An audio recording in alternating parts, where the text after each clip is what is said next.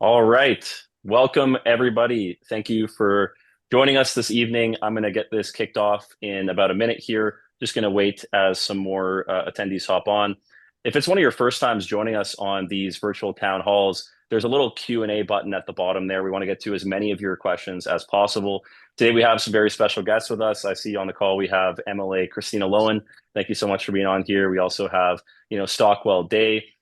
Super excited to have you here, man. And of course, Caroline, I think Bryan Tepper, MLA, is going to be hopping on as well in the near future. And as people keep rolling in, again, there's a Q&A button at the bottom. So to kick things off, Stockwell Day, sir, why don't you kick off and maybe reiterate, why you decided to come out and endorse Caroline Elliott?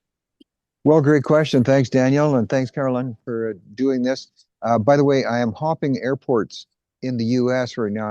I've got a couple of speaking engagements, so if I suddenly go mute, it's not because I'm being, carried off by ice somewhere. It's because there's background noise. Um, I'm really getting a lot of questions in a positive way. People are saying, "Why, Caroline? Why are you supporting her?" And first of all, I got to say, I think all the candidates have something to offer. There's no question about that.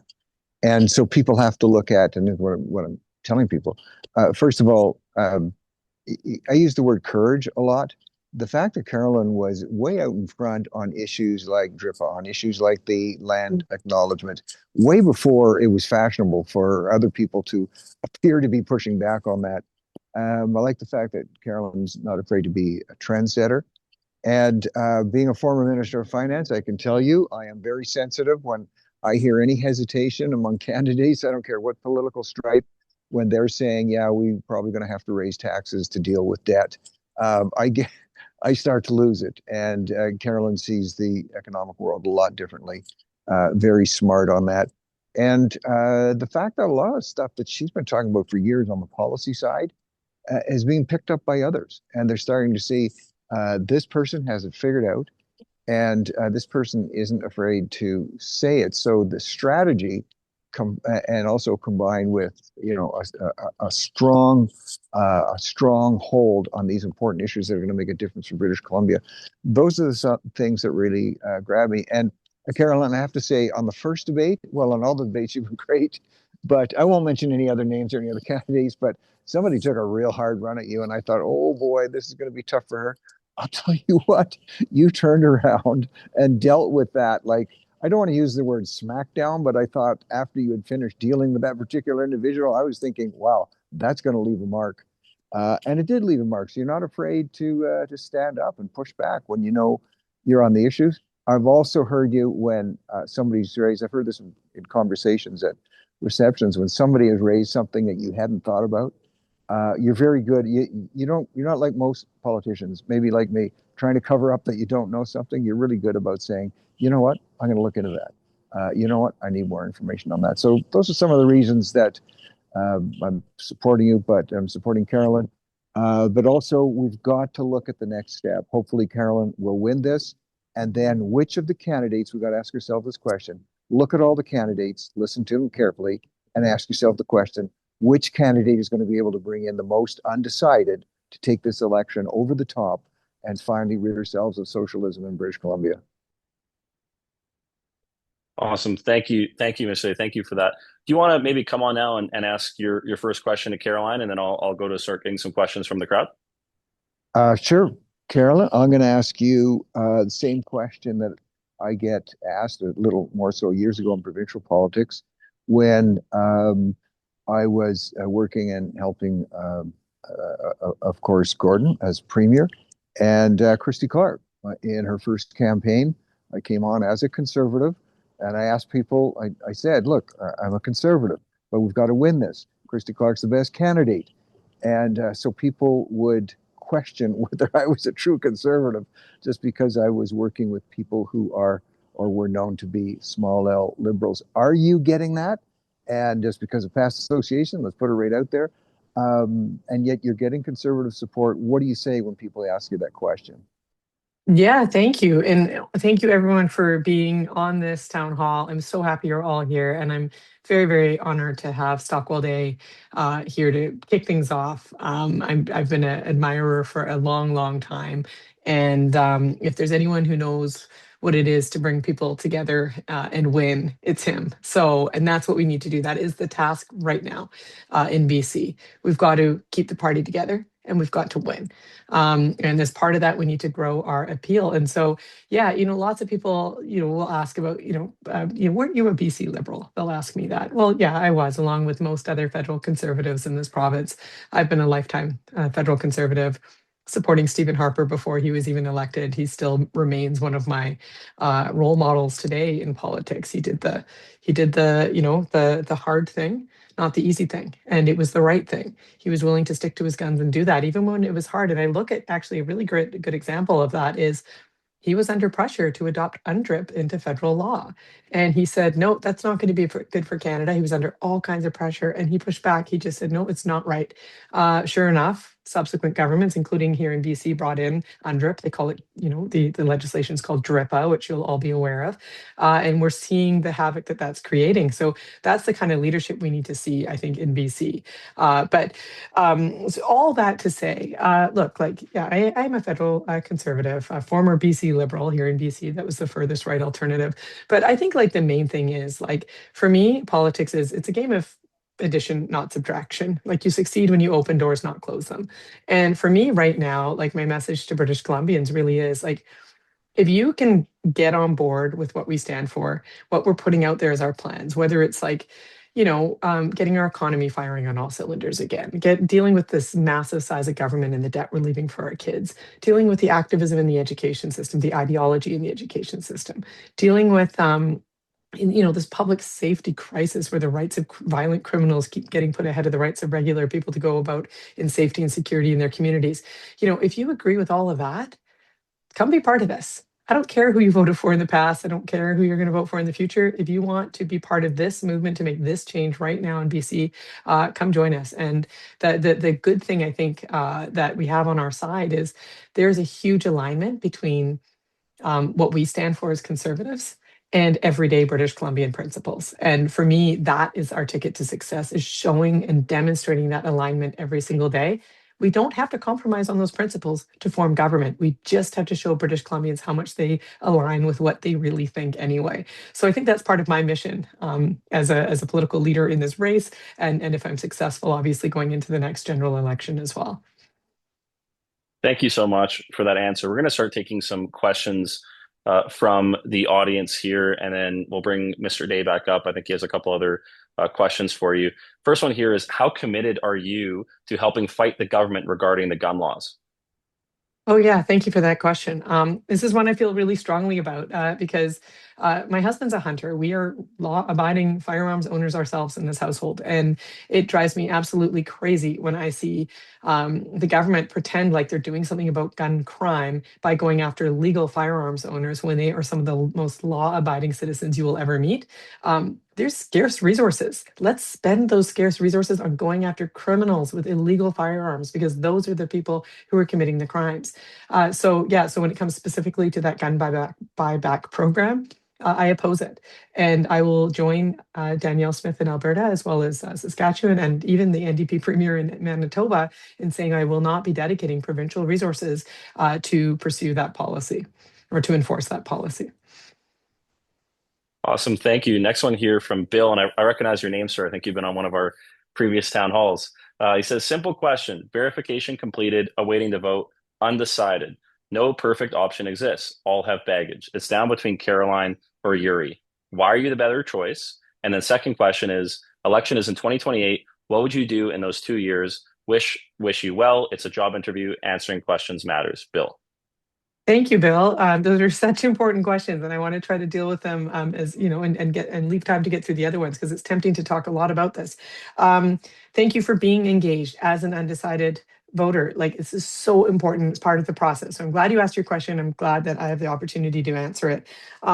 Look, what it comes down to, a few things. One, who can keep this party together, who can grow our appeal and deliver a strong majority government that actually has the political will to drive through the kinds of changes we're going to need to do in BC following a decade of decline, an absolute mess that they've left us. So bringing people together, I feel very fortunate. I have the endorsements of people like Stockwell Day, of course, he's on this call, but also Kristina Loewen, who's also here, and hopefully we'll hear from her in a few moments.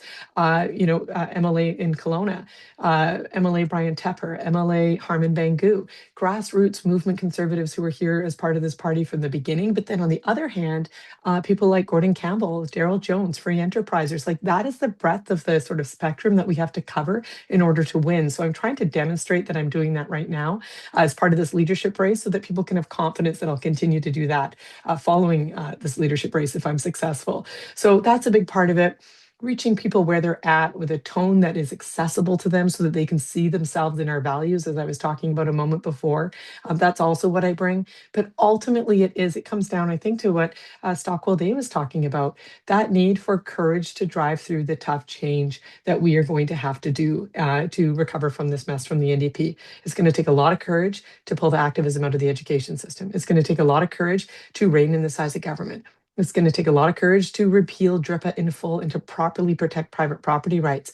So that's what we need, is people who have been unafraid to speak up and advocate on those issues in the past, even when it was politically hard, as I was doing back when no one else was speaking up, or very few people were speaking up, including some of my competitors who were voting for DRIPA, who were, advocating for its adoption into the corporate sector, who were, covering their own websites in the kind of land acknowledgements that led to the mentality of DRIPA. So that's the kind of courage we need to drive that change. I'd say that's what distinguishes me from the others. And at the risk of going on too long, I do want to get to the other half of your question, which is around, like, what do you do for the next 2 years? There is such a huge task ahead of us. I had someone ask me today, they said, and I'll just throw out this criticism for you all to hear it because I think it's important that I address it. They said, well, isn't it a disadvantage that you're not an elected MLA? Compared to another person such as, let's say, Peter Millibar, who is an elected MLA. And I said, I actually counterintuitively see it as an advantage, because the work that we need to do right now, we need to get all around this province. We need to be talking to British Columbians in every single community, hearing their concerns, setting out a policy platform that actually addresses those concerns, building out our organization in 93 ridings, making sure we're recruiting like all-star candidates in ridings where we don't have people, raising the funds we need to fill a war chest to fight back against the NDP's war chest, which is way bigger than ours right now. There's a lot of work to do outside of Victoria. And I think being in an MLA at this moment, it's really important work they do, but it really constrains their ability to do that other work, which as leader, I think is crucially important. So that's what I'm going to be focused on. Obviously, I'll run at the first available opportunity to get into the legislature down the road, but I think the immediate work is all over British Columbia, not just right there in Victoria. Awesome. Thank you so much, Caroline. And I think before we get to the next the next question, Kristina Loewen, MLA for Kelowna Centre, is on the call. And so, Kristina, if you just want to hop on for a moment, you made the decision to publicly support Caroline in this race, and I'd love to hear from you, maybe like what you saw in her leadership that made you want to endorse her. Yeah, thanks, Danny. Yeah, I was looking at all the candidates, and I think that they all have something to offer. But I started with, who do I believe can really win a provincial general election? And I feel like hands down, that's Caroline Elliott. And the reason I feel that way is because she has an authenticity and a likability to her that is just so present. And I think people are coming to see that. The more that we see her in the public, I think that people are coming around and memberships coming around and seeing that. And I think those are very key to winning a general election, because we've got to swing a whole bunch of undecided voters in the middle. And a spoiler alert, the 45 plus woman is the swing voter, I'm told, and that would be me. So I think it's a real good vouch for, who could win a general election. I see her being able to do that. And not only that, not only is she likable and authentic, the real part that's super important to somebody who's grassroots like me is she is bold in leadership, and she's not afraid to say things that aren't unpopular. And she's been doing that. She's been proving that. Many people were following her, watching her, thinking that she was a social media influencer, just walking through the forests of North Vancouver, talking about DRIPA. And it was Caroline all along. And she has something important to say. She's not going to back down. So those two things combined, true leader. yeah, and I'm just excited to continue and see. I've already been seeing her grow, and that's the last thing I'll say is I think she has a lot of growth and a lot of future in her. The fact that she has a 6 and 8-year-old really resonates with my heart as a mother. My youngest kid is graduating this next month from high school, and that's what prompted me to get into politics. Just seeing a future in this province for our children, and that really resonates with me as well with Caroline. So, yeah. Thank you for having me on. Awesome. Thank you, Kristina. Thank you so much for that. And do another question here around the DRIPA issue, and then I'm going to bring back Mr. Day. I see a question here from John. I see a question from Robert. I see a question from Graham, Steve. It's all like DRIPA, DRIPA, DRIPA. And so, Caroline, like you were speaking about DRIPA before it became a mainstream issue, before it was cool to, talk out against DRIPA. I'd love to hear from you, what it was like at that time and what you believe needs to change right now. Yeah, thank you. And thank you, John, Robert, Graham, and Steve, and others who have these questions about DRIPA, because it's such an important issue. And once in a while, I'll get a little bit of flack from people. They'll say, well, you talk a lot about DRIPA. Like, sure, we know you talk about public safety. We know you talk about the debt, but you talk a lot about DRIPA. And there's a reason I do that, is because I think it is the single biggest issue standing in the way of our province right now. We're not going to get our economy firing on all cylinders again. We are not going to get the revenues into government that help us deal with the debt, provide tax relief, all that kind of stuff, unless we deal with the uncertainty on the land base. And that is being driven in a big way by DRIPA. So my concerns with DRIPA, the Declaration on the Rights of Indigenous Peoples Act, just to spell it out if people aren't aware of what I'm talking about right now, DRIPA it's highly anti-prosperity. It is it's undemocratic because we've moved away. Like I talked about the prosperity side, I talked about the concerns investors have about the uncertainty on the land base. On the democracy side, I'm very worried about this increasing trend that we're seeing under DRIPA, where decisions over public land and resources are no longer being made by the people that we elect to make those decisions. That's fundamentally undemocratic.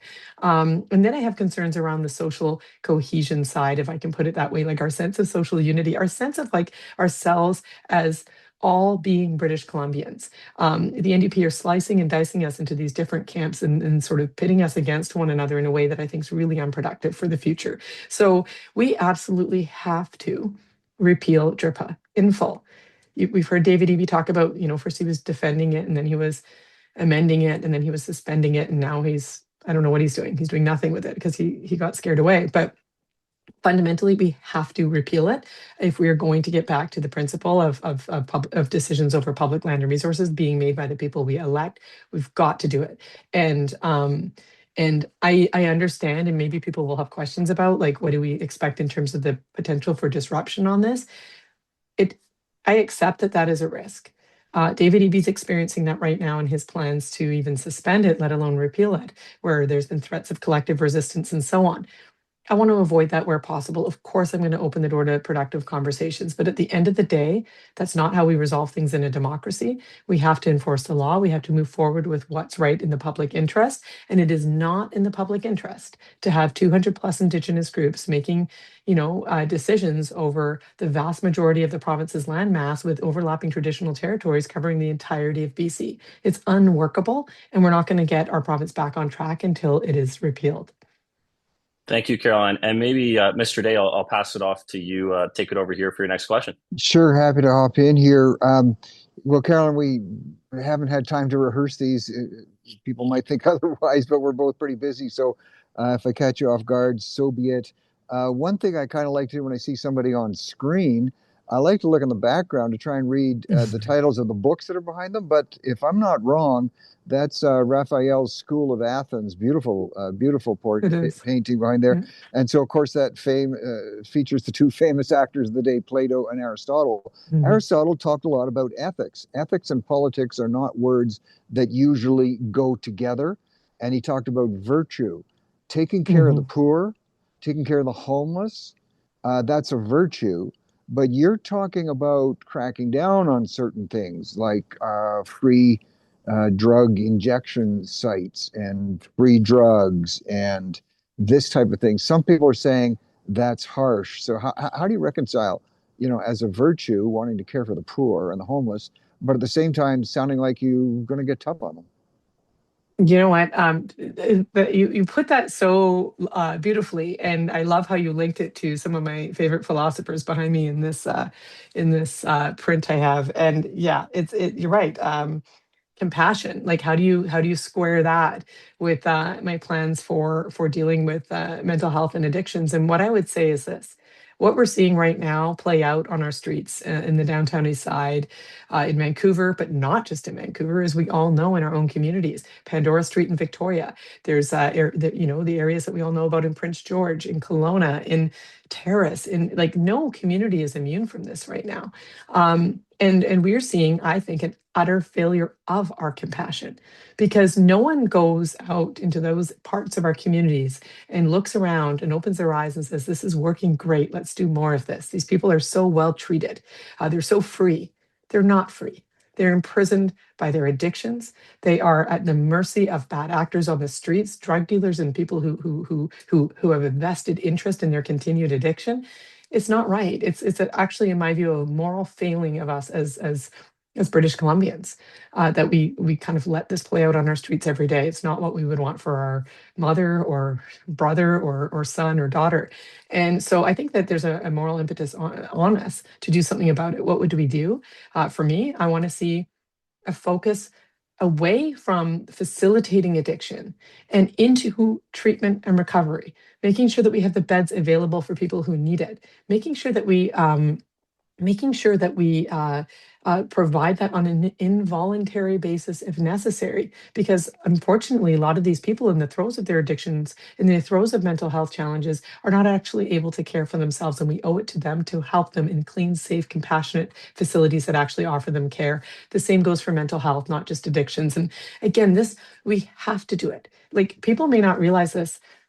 Overdoses are the leading, it's not the individuals merely on the downtown east side or the areas like that where, I spoke with a first responder who told me they had 94 overdose calls that they had to respond to in a single shift at one fire hall.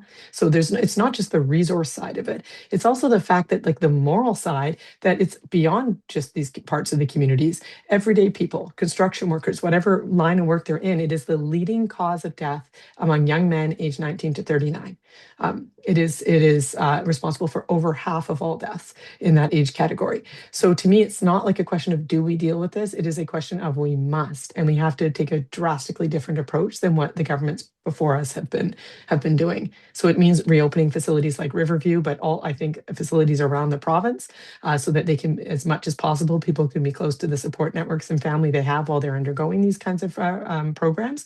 And I would way rather, for me, even as a fiscal conservative, I would way rather spend that money upfront on treatment and recovery in the facilities required to offer that and care for the people with mental health challenges. I would way rather spend that money upfront and have people walking around their communities in safety and security than deal with the after effects, where we're spending, I would suspect, just as much money, if not more, on policing this disaster, on the mental health challenges, or on the brain injuries that are occurring from repeated revivals from overdoses, and all kinds of like compounding challenges and stresses on our healthcare system that we're seeing as a result of this. So I think it's not just like a should we do it, it's we must. If I can just hop in before Daniel goes to the next one. Prime Minister Carney in the budget has said less health transfer, less dollars for healthcare to provinces. You probably haven't had much time to really weigh that out because you're out on the trail. But how are you going to handle that? You want to keep the deficit under control and actually reduce it. And now we've just got the word from Prime Minister Carney, less money from the feds for healthcare. What are you going to do? Thank you. It's extraordinary to me when I see the way that healthcare dollars are spent today. You have this $13.3 billion deficit that we're facing right now. We have a debt that has doubled and is on track to triple, yet somehow, and healthcare is our single biggest spending item in our budget. So Stockwell, to your question, we have to deal with the expenses in healthcare even prior to that kind of decision coming down from the federal government, but certainly in as a result of it as well. We have to deal with that as just a single line item in terms of the expense. If more money was the answer, our healthcare system would be working brilliantly right now, because we do spend so much. Yet, if you actually look at our peer jurisdictions, we get some of the worst outcomes for the money spent. So we're delivering healthcare in an extremely inefficient way. And part of it, I think, is because the NDP is they want us to wear these ideological blinders where where they want us to believe that there's exactly two healthcare systems in the world and we have to choose between them, and that those systems are the US and Canada, when in fact there's all kinds of jurisdictions around the world that are very progressive, places like Sweden or Switzerland, who deliver healthcare far better than either of us do in terms of dollars spent and patient outcomes. And patient outcomes have to be what drive us, not what works for the system, not what works for government. It has to be patient outcomes driving every decision we make. So I think that we do have to be quite bold in looking to the rest of the world and bringing in the kinds of systems and ways of doing things that actually are delivering way better outcomes than we're seeing in BC right now. As just one example, like the administrative waste that we have in our healthcare system, the fact that we have 70 presidents and vice presidents and all the supporting staff that requires across our health authorities, when Alberta with a similar size population has 10. Like, that's just an indication to me of like the administrative bloat, the top heaviness, and the lack of dollars actually getting to the front lines. Thank you so much, Caroline, and what great questions from Stockwell Day. Mm-hmm. Those are awesome. Really happy to have you on here, sir. I'm going to go to the next question here, and then we're going to bring up MLA Bryan Tepper. I see he's hopped on, but I've seen 6 or 7 questions here around like vote splitting and different things. So I'm going to read this one from John. He says, I believe you're the best choice for leader and will vote for you. The key to winning in the next election will be in uniting all the other conservative-minded voters. The worst thing would be another nonsensical vote split. How will you get everyone on one page? Such an important question. And I've said when I've been asked this, we've been all over the province lately. And I thank you for this question because I hear it in virtually every single community I go to. People are very worried about that, and rightly so, because a divided party is the single biggest gift we can give David Eby, and we know we can't let that happen. So I talked about it a little bit in the beginning of this town hall, and many of you I don't think had joined yet. So at the risk of repeating myself, I do want to just touch on it a little bit. It's not just saying you can bring people together, it's actually demonstrating that you can bring people together. And that's really been important to me as part of this leadership race, is saying, I've tried, by the way, to very, very hard not to go after my fellow candidates too much unless it's absolutely necessary, because I want to make sure that we can all come together and work together at the end of this. It's part of the task I see, if I'm successful, is sort of planning a tour all around BC right after winning and making sure I'm telling everyone from every other camp, there's no grudges. Like, we're all one big political family. We need to work together to actually win this thing. So the message is the door is open and you're welcome here, no matter what campaign you worked on as part of this leadership race. But more, even beyond that, it is attracting, and this is the part where I'll repeat myself a bit, and I apologize for doing this, but getting people like, and you're going to hear from Bryan Tepper in a moment, wonderful MLA in Surrey. You heard from Kristina. I'm very, very fortunate to have her endorsement. Harman Banku, another MLA. Like, these are movement grassroots conservatives. They're from the beginning. They represent a really, really important part of this party. And they understand this party in ways that a lot of people don't. But then at the same time, having endorsements from people like Gordon Campbell and Daryl Jones on that free enterprise side, like, that really is the range of support that we have to attract. And of course, Stockwell Day, who we're so fortunate to have join us today.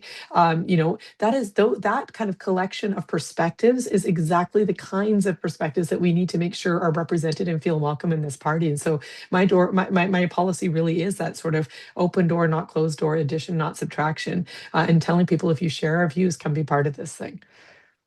Awesome. Thank you, Caroline. Bryan, are you able to hop on? Awesome. I'd love to hear from yourself. I asked, Kristina a question about, what in Caroline's leadership she saw that made her want to endorse her. I'll kind of let you take this wherever you go. I mean, you decided to endorse Caroline. Why'd you do it, and why are you here helping us fight to the end of this thing?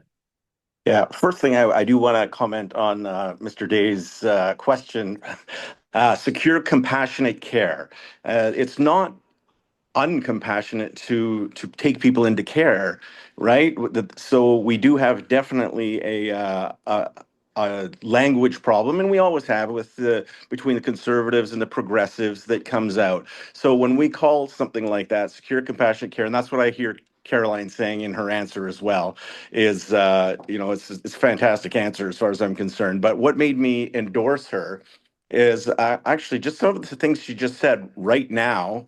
Funny enough, I will expand on is what I've heard her say basically is we're not a big tent, we're a big bus. We share so much ideology that I think probably 70% of the people in this province are conservative at heart, but they pick out these little issues. So we've got to get everybody on the bus going the same direction that we're going. And Caroline has been a fantastic bus driver for these few years for sure. And when I first decided, I met Caroline, I guess I'm gonna say 3 years now because this has been going on a little bit. I was started off at 2.5 years, but we met at a safety symposium, and we just started talking. Very easy to talk to, and I felt sort of a friendship right from the start. And when we talked about ideas, our ideas matched up so well, even though we were both at the time running for different parties before, Caroline was the one that stepped down to make sure we didn't have that vote split on the right. So, I mean, all the congratulations, I guess, or admiration in the world for her to do that and help us get to the place we are already. And I just, seeing that in her matching up with my ideals, and I don't know how many people are on the call right now, but if anybody knows me, I'm on the fairly conservative side of conservatism, right? And I believe in free enterprise. I believe in freedom, as much freedom as we get, smallest government we can get. And I think as long as we talk about those things, Caroline is it, and she is the one talking about it, is common sense. I don't care if, I joined the BC Liberal Party because, again, we didn't have that option along. And I knew the people I knew in it were strong conservatives federally. And so, we went along, and, there was a little, a straying from the path, I think, with not stepping up and taking the tasks head on that needed to be. But I see Caroline she continued on doing those things even when, she wasn't running for government anymore in these past 2.5 years, I guess, is the election 18 months ago. So almost, we're almost up at the 2-year mark. And, that's where I said it came to me that she is putting out the ideals that as a base grassroots conservative party we should have.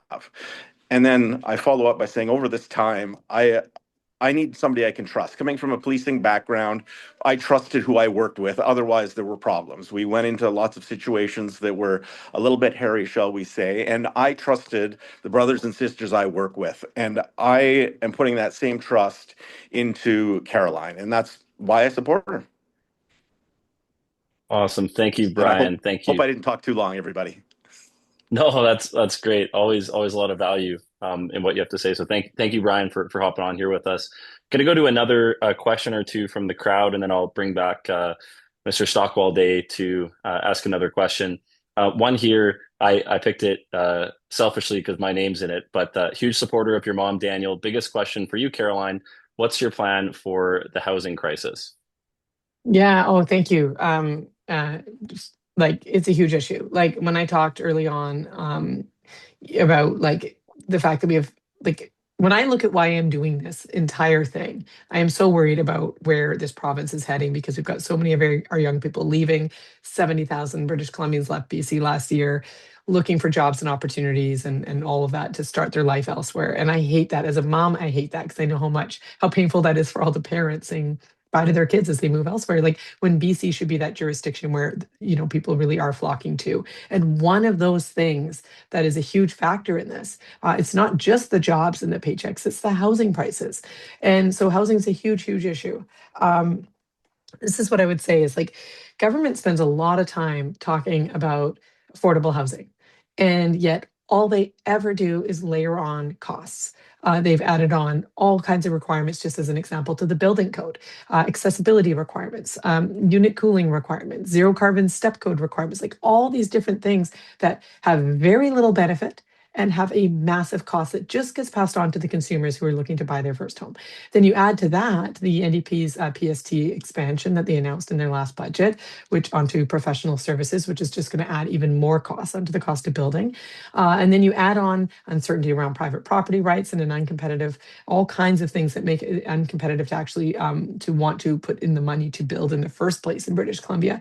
And my concern is on that front. As a result, we're seeing a huge decline in housing starts. And I don't even think people realize how bad that decline is right now, because housing starts data, for a whole bunch of reasons, is kind of a couple of years behind just the way that they measure it. So housing starts are way behind where people think they even are right now.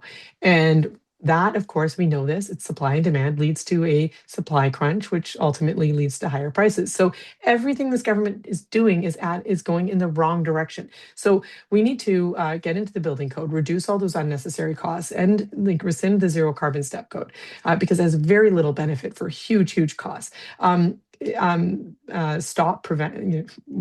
back the PST expansion that the NDP announced in the latest budget. Work with municipalities, and it can be carrots or sticks. Like, we can figure out how we do that. But as a provincial funder of a lot of municipal things, we have a lot of leverage to say, we want you to have clear permitting timelines. We want to make sure that you're not holding these projects hostage when there's an opportunity to get more supply built. At the same time, though, we need to make sure that the decisions about where that supply, where that density goes, is in the hands, in my view, rightly, of municipalities.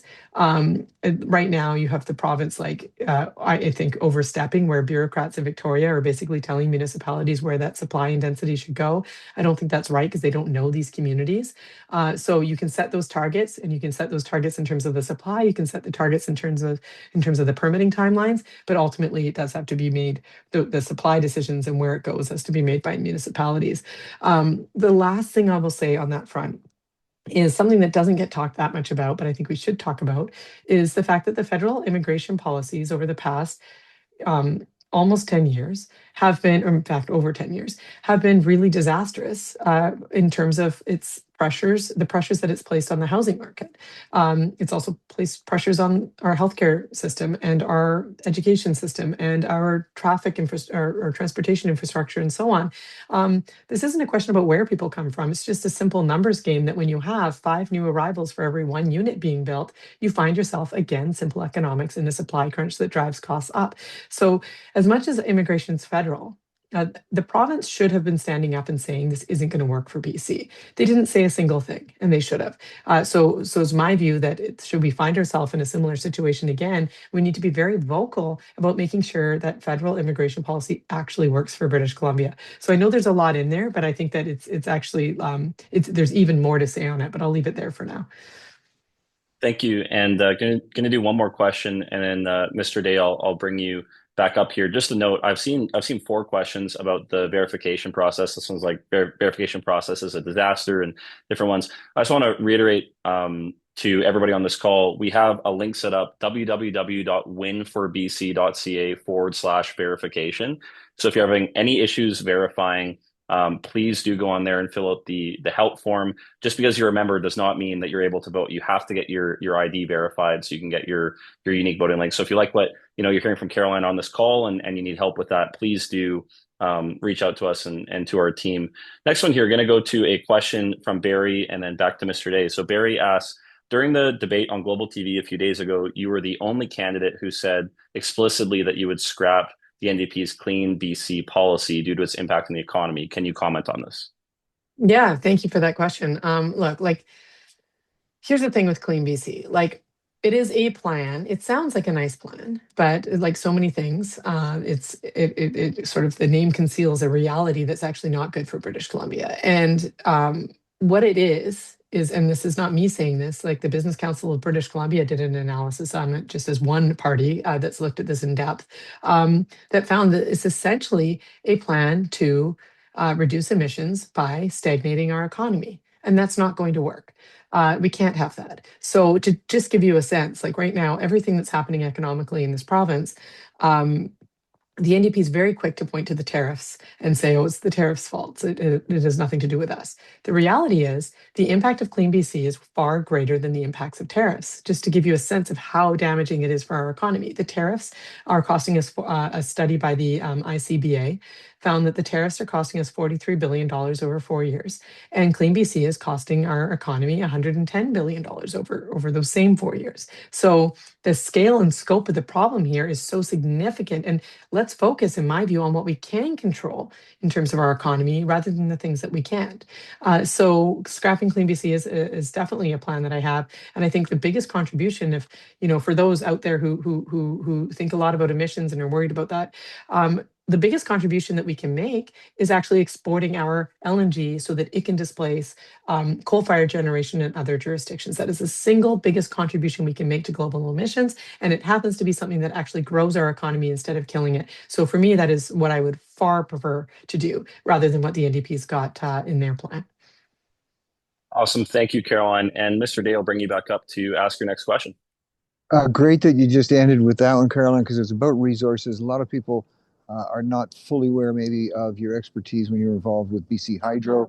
And I can tell you that Christy Clark used to talk about the effect that you have in terms of understanding the resource sector and navigating some of the really tough decisions relative to Site C. And as people would know, it's up, it's going, all 6 generators. I think it can power 500,000 homes. It's a huge success.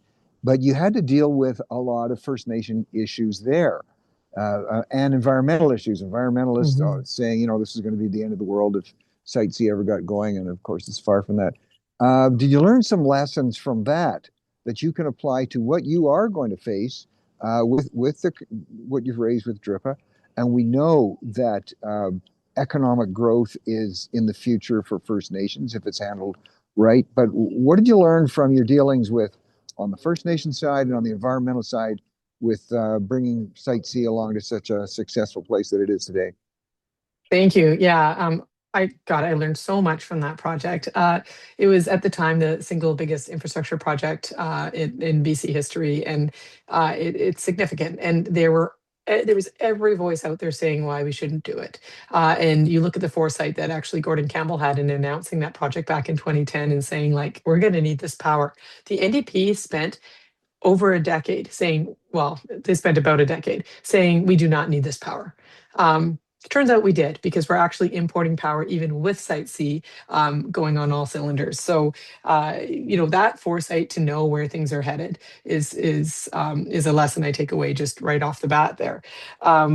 When you look at the fact that we were able to proceed with that project, despite some First Nations opposition, there were agreements formed with many First Nations. In fact, the majority, I think, of First Nations we ultimately at BC Hydro signed agreements with. And then there were 2 that really didn't want to proceed with the project. But ultimately, when it was taken to court, almost, I think it was, if you include the appeal and other various processes, I think it was over 10 times going to court. It sounds insurmountable because it is. I mean, it would be insurmountable for most private sector proponents. They were able to proceed with the project in the public interest by showing that they'd meaningfully consulted, that they had accommodated where appropriate, but ultimately that we simply needed the power and it was in the public interest. So that's the framework we had prior to DRIPA.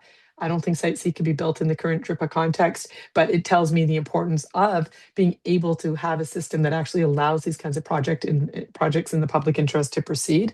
The final thing I would say out of that project that was really eye-opening is just the pure level of investment that you have to put into any big project to even get it over the line in BC at all. And it's really it's quite unworkable, even if you take away DRIPA. And even back then, and that's before the NDP layered on all kinds of new regulations. Like Site C had a 15,000-page environmental impact statement just to enter the joint review panel process, which then would review it and ultimately go to government to then decide if the project could proceed. Like that is a kind of investment that most private sector investors are going to say, you know what? I'm probably going to go somewhere else. Like that just sounds difficult and uncertain and incredibly burdensome, which it was. Since that time, we've only seen more and more regulations layered on top. In fact, they updated the environmental assessment process the NDP government did in 2018, we have only seen 4 projects since that 2018 EA Act came down. Only 4 have actually emerged with approvals from that process. So that gives you a sense of just how difficult it is to build anything in this province. And I think that's the lesson I take away, is just the importance of actually having a mindset and a process that welcomes investment rather than pushing it away before anyone will even contemplate putting a shovel in the ground in this province. Thank you, Caroline. Stock, do you want to hop back in? Sure. Okay, this one I know makes some people nervous, but I think it's great. What, in the light of what you've said about wanting to see education, not indoctrination. My grammar school sister is listening, so she'll comment that I didn't pronounce that correctly. But in light of the policy there, you're going to push back on SOGI, which majority British Columbians want, and protecting minors on the gender issue. Tell me if you thought about this. What are the first 2 instructions you're going to give to your new Minister of Education? And will that include a return to letter grading, something that it seems some teachers unions don't like? Yeah, thank you. I'm sort of making some notes so I don't miss any aspects of your question here. Yeah, so thank you for this question. I'm really glad you asked it, because it is one of the most motivating things for me in this leadership race. As I look at my kids are young, as I've said, like they're in kindergarten and grade 3. So I see firsthand kind of what they go through in the school system. And then I also hear on top of that from other parents who are dealing and raising similar concerns that I have. And I mean, all over BC, I hear about this. Parents have kind of had it, like the kind of activism we're seeing in the school system that teaches the land they stand on isn't theirs, that, teaches them every single sin of the past, but never any mention of our collective successes, that makes them feel ashamed to be British Columbians and Canadians, that teaches, like, and this is like straight out of a curriculum guide issued by the NDP, teaches that you have to teach children to develop mindsets of cultural humility. Like, this isn't what we send our kids to school for. We send our kids to school to learn numeracy and literacy and to develop the skills they need to succeed in the world. And all this focus on activism has been happening while the outcomes on things like literacy and numeracy and science and so on those outcomes are declining quite significantly. So and then on top of that, Stockwell, as you mentioned, you've got parents feeling incredibly excluded from the system, conversations happening between the school system and kids that are better had between parents and their kids, and a whole bunch of ideology there too. So this is what I would say is, like, if I had like a first few things that I would, because it's not just 1 or 2, it's a host of them that I would, in terms of a direction that I would give to an education minister, and I would run on this. And if we get the public buy-in, which I think we will, then I'll be thrilled to pursue this, because I think it's important. We need to end the activism in schools. We need to get back to focusing on the core basics and improving those outcomes. That means returning letter grades and measurability, standardized testing, making sure we're doing those things so we can track how our kids are doing year over year. And then also making sure that parents are treated as what they are, which is the single biggest advocate for their child's success, not some villain that you need to shut out of their child's life, but actually as an advocate for their child's success. So parents back in the driver's seat. So I have so much more to say on that subject, but that's where I'd start. Thank you so much. And I have another question for Mr. Day myself, to prompt him for you, but I think we'll go to him after. I want to answer another question in Q&A. I've seen a few questions in here, about some of the Toronto operatives on the campaign. And so do you want to maybe just address that for a minute of the BC team that you have? Yeah, thank you. I like these questions because they sound like hard questions, but they're actually things that I really want to address. So thank you for throwing these at me, everyone who's asking this stuff. Look, like I'm really proud of my team. I have an awesome team made up primarily, like the vast majority from here in British Columbia, like some of the smartest people in their fields. And yeah, I've also attracted national talent from places like Ontario. I'm proud of that too, because people across Canada, 2 things. One, they're realizing that BC's success is Canada's success. Canada's not going to succeed without BC succeeding. And they recognize that, and they want a change in government. So they're coming to support me as the person that they think can most likely drive this party into government. But on the other side as well, I would say, like, there's an understanding across Canada, like we are getting national attention right now on this leadership race, and particularly on my campaign. And I think the reason is because people are realizing something very cool is happening in BC right now, that there's this relatively new party coming out, and that we're at this moment where we define what that means here in BC, and not just for the party, but for the entire province. And charting that new path is like an incredible opportunity. Like this doesn't come around often in any province. So I think there's a reason people are getting involved from even the national scale. And I'd say like a couple more things. One is that the NDP are very good at running elections, right? They won in 2017. Well, they kind of won in 2017. They won in 2020. They won in 2024. They bring in national talent. They bring in people who are winning campaigns, like, in recent years, because the methods of running campaigns change. So if the last time that we on the right in BC, whatever party that was, if the last time we actually won an election was 2013, the game of campaigning, like what that actually requires, has changed drastically since then. Think of the developments in social media. The way you run a modern digital campaign is a different thing. So you need to have people at your side who've actually run a modern campaign and can win. And so that's what we're doing. And that's the kind of talent I want to bring into the general election too, to make sure that we have like those really strong BC voices and that strong BC talent, but backed up by some of the best in the country in terms of actually winning this next election, because it's not kind of a question of should we win the next election.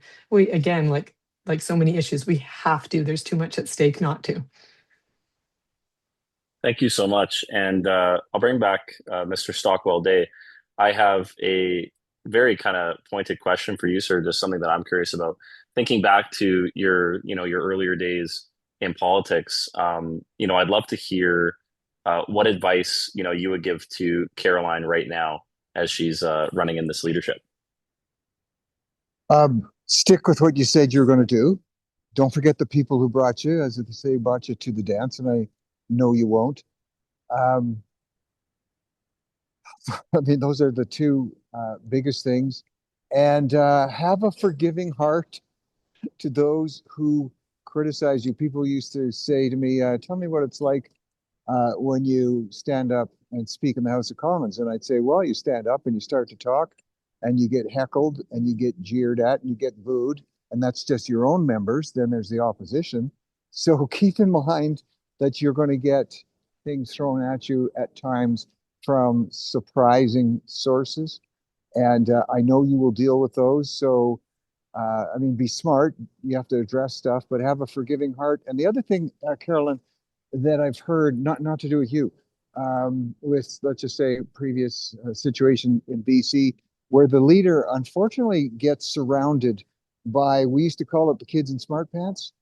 Or the smart kids in short pants. Not referring to you, Daniel. I know you've got your jeans on there, not short pants.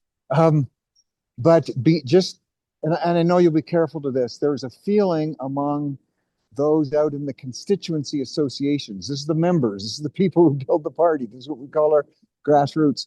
That a leader can get shielded and protected from hearing things that grassroots want to hear. So.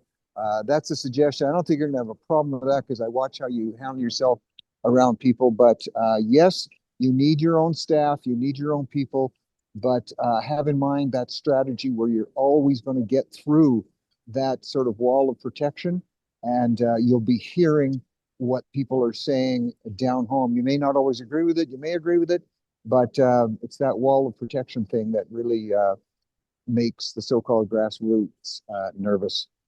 Mm-hmm. Awesome. Thank you, sir. What great advice. With that, just so everybody knows, we're going to go a little bit over time here. We're probably going to do another 10, 15 minutes and get another couple of questions in. With that, anyone that's on here, if you are not verified, I'm just going to reiterate it. WinForBC.ca /verification. Go on there and request help if you didn't get your link from the party. Just because you have a link or just because you have a membership doesn't mean that you can vote. And so we definitely want to help get you verified so you can vote in this race.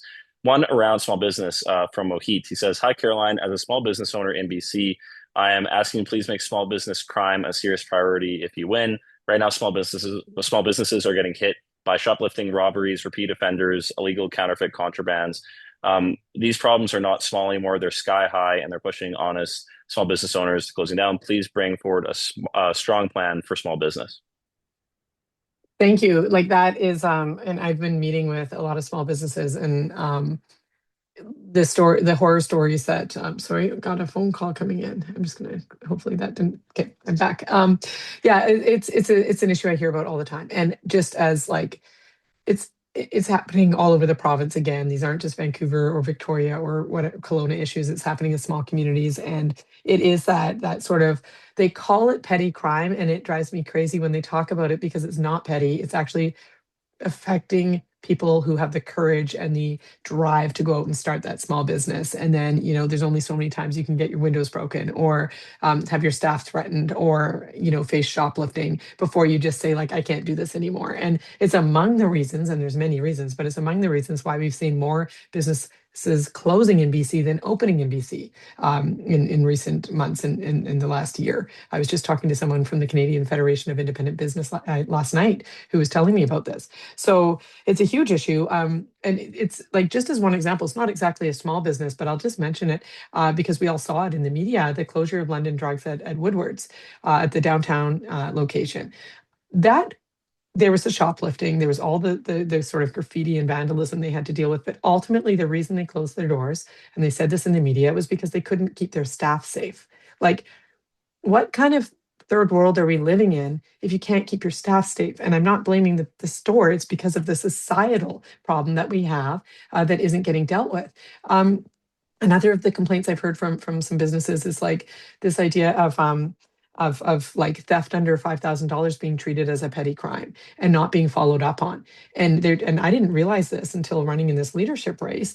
Apparently, what's happening is these criminals are going and they're stealing, $4,999 worth of stuff here and $4,999 worth of stuff there, and they're all treated as separate incidents, so they still fall under this threshold that they then tend not to prosecute. So I think that we need to start making sure we're going after those guys super, super hard, especially the prolific offenders in this sense, to make sure that small businesses are actually like treated as what they are, which is contributors, rather than the people who are doing the opposite of contributing and actually stealing and making society worse. Awesome. Thank you so much, Caroline. And from Neil, he says these town halls need much more time. Agree. I think there's a lot of really important questions. We can't go forever, but a plug for tomorrow night. We're doing another one of these tomorrow night at 8 p.m. PST. So if you're still undecided and you have some questions that you want to ask Caroline, we're going to try to do different questions on that one as well, and hit a different range of topics and bring on some different guests. So if you want to set your calendar, we'll probably send you a couple texts and an email about it for 8 p.m. tomorrow. Somebody was asking, I just lost the question, so I'll have to paraphrase it, but he was asking what you were going to do to help seniors in BC. Yeah, thank you. And I want to say, like, on getting to all the questions, this is a popular one. I told Stockwell Day he's a popular guy because this is one of our biggest town halls we've had, and it's so great to see you all on here. But if we don't get to all your questions, and we won't, unfortunately, with the time we have, we're doing lots more, and we're doing these like sometimes multiple times a day. I think on like Monday I'm doing 4. So and some of them are region specific. So if you check out my events page on my website, WinForBC.ca, and you can click a little tab and it'll show you the events. It includes these virtual town halls. So if you want to join one that's specific to your region, you can, and then we'll have a way better chance of getting to all your questions in those smaller formats. So please do, because I really do want to answer your questions and hear from you.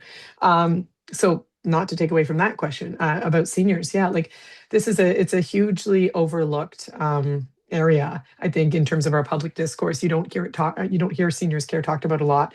When I do talk to people, it's a lot about, the underfunding that goes on, the fact that like even like, and it's a healthcare issue in this case as well, but like the lack of long-term care beds and some other issues that where you have cascading issues into the broader society beyond just seniors when you don't have that available. So, but on the seniors front in particular, like I think the underfunding of some of the services that we're seeing is one of those things where I mentioned it earlier. When you have this big of a deficit, $13.3 billion, when you have a debt that's doubled and is on track to triple, when you have that kind of spending going on, but then you're not actually providing the core basics for the people who need it, like it tells me that a massive adjustment is needed in the way we're spending that money. not just in terms of the administration within each sector, but across different sectors. So it's one of the reasons I've talked about doing a core review of all government spending with an eye to reeling it in, because we do need to reel it in, but also reallocating within it to make sure that some of these core basics, as I call them, are being funded properly and providing the care that British Columbians expect and deserve. So that would be part of that overall equation there. Thank you so much. I'm going to do another one, and then just everyone knows we're going to do about another 10 minutes on this. So maybe bring Mr. Day back up after this one. But good question from Gerline here. And Caroline, you and I have talked about this quite a lot. So I think a really good question to touch on. She says, Miss Elliott, be elected as the Premier of British Columbia. What will you do to amplify the voices of British Columbian youth who endorse the political philosophies of the right? Yeah, thank you. And thank you, Gerline. If it's the Gerline I'm thinking of, then I'm happy you're on this call. Thank you for joining. It's actually, no matter if it is the one I'm thinking of or not, thank you for joining. Look, it's so important. I think this is the thing that people sometimes lose sight of. I suspect everyone here will be aware, though, like the youth are the ones who have to ultimately deal with the consequences of what decisions we make in the next election. They're going to have to deal with the consequences, unfortunately, of this massive debt that we're seeing. They're going to be facing the consequences of, if we continue to have a housing market that's not working for people. Like and they're going to grow up into this. It's their opportunities, their first kick at the can when it comes to their career, it's all on them in terms of the consequences. So I really, really want to engage youth as part of what we're doing, as part, if I'm successful in this campaign and going into the general election, is making sure they're a big part of the energy behind it.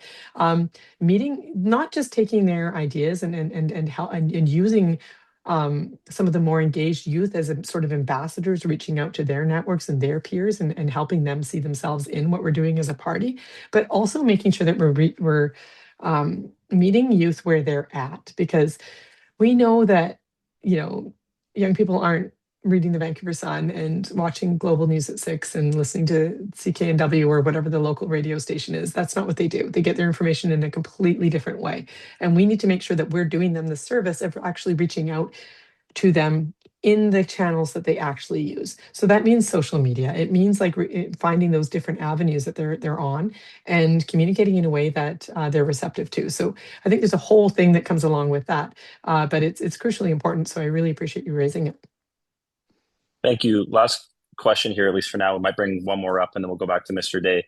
From Mike, he asks, British Columbians want to have assurances that the government will not suppress speech, any speech. How will you ensure your leadership does not suppress freedom of speech?